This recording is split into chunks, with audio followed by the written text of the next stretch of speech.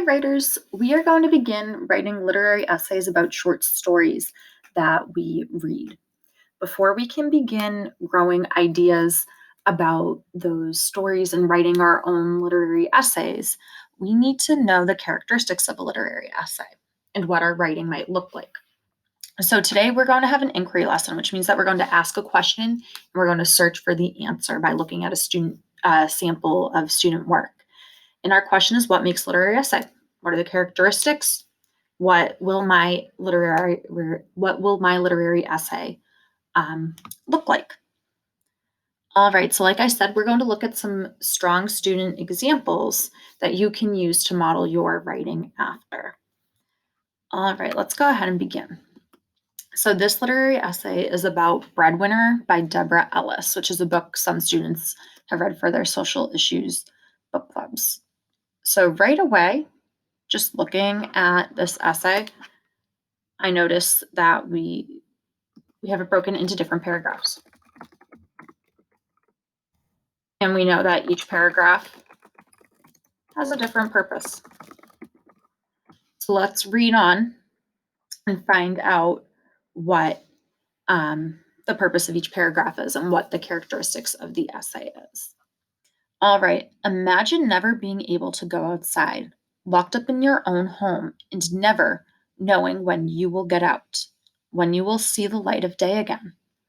Or imagine not being able to wear what you want because of what you look like. The book The Breadwinner by Deborah Ellis is about a girl living in Afghanistan who must deal with the inequity that girls and women face against the terrorists that have captured her city. The story of the breadwinner teaches that you should not let anyone silence you. The story teaches us this when Pravana and her family try to free their father from prison, when Pravana disguises as a boy, and when Pravana searches for her missing family. All right, so this paragraph is our introduction. And our introduction serves a couple different purposes. So first, I noticed that the writer hooks the reader. You sort of put you in the point of view of one of the characters or try to have you imagine the problems the characters are facing. Do that right here. Hooking our reader in. I noticed that she names the text and the author. So I'll write that down.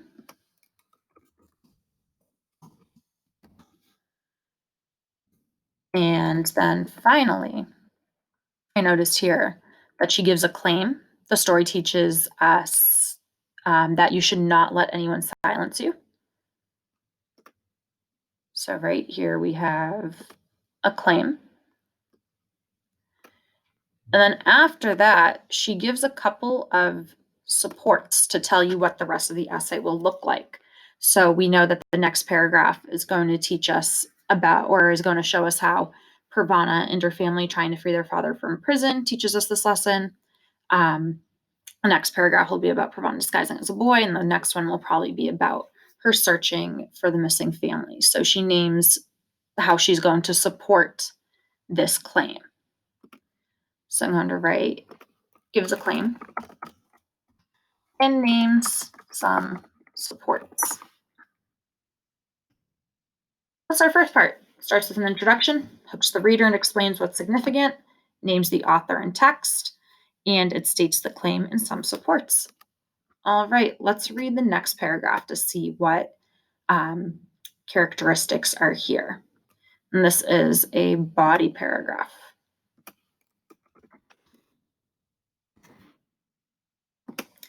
All right.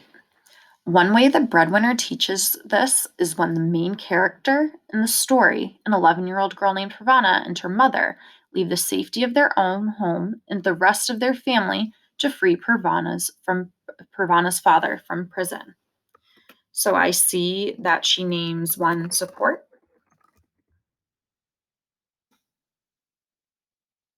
That is going to be the focus of this paragraph. And usually we restate the claim too, and that's something that she can improve, and I'll know that. Can improve by restating the claim.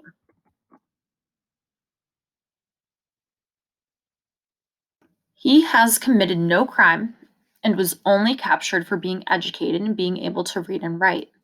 His job is to read and translate letters for people who cannot and to write their replies.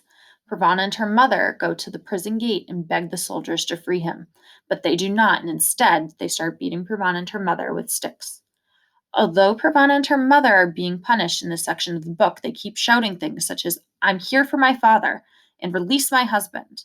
This part of the book shows that you should never let someone silence you, because Pravana and her mother pleaded and demanded and didn't give up trying to free her father from prison. All right, so there's a lot of information in this paragraph. But like we said, it starts with the support, and it could be improved by naming the claim, but I noticed that she gives some evidence to show why the support is true. So some of the evidence she has here, she gives a little bit of background, and then here is what Pravana and her mother do and what they say when they're at the prison.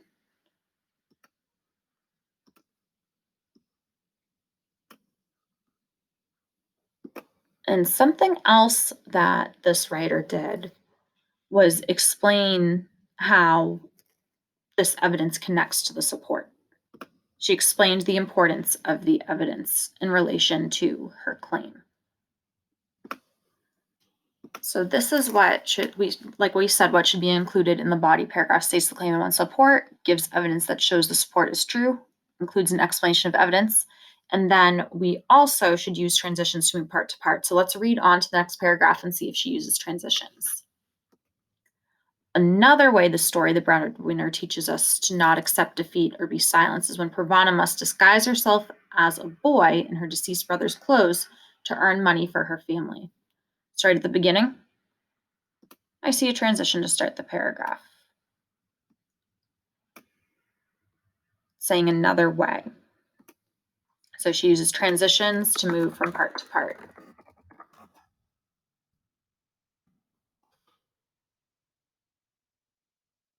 All right, so I'm going to let you read on for the other two body paragraphs to make sure they have the requirements here.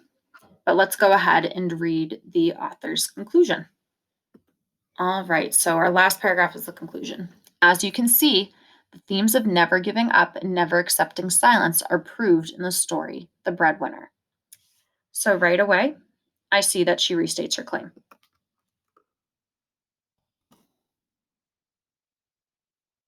Let's keep reading. The story shows this when characters in the book speak up for themselves or others, and when someone is dictating them or trying to keep them from being heard.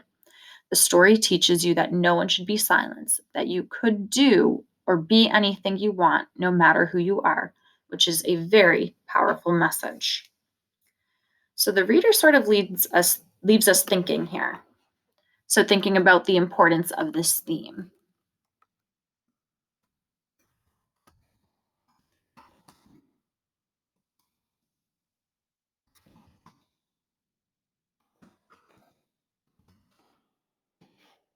She added some importance to her essay.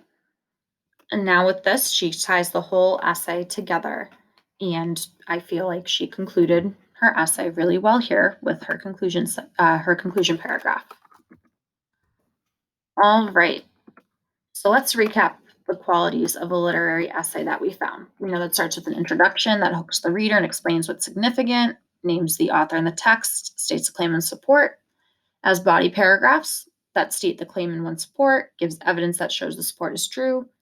It explains the evidence and uses transitions to move from part to part. And finally, it ends with a conclusion where we restate the claims and supports, we make the reader think, and the whole essay is tied together.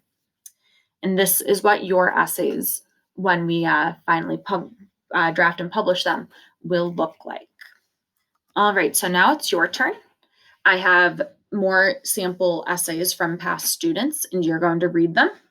You're going to ask yourself what makes this essay strong and what can make this essay better. Is anything missing? And you are going to complete a literary essay inquiry sheet. All right, go ahead and get to work.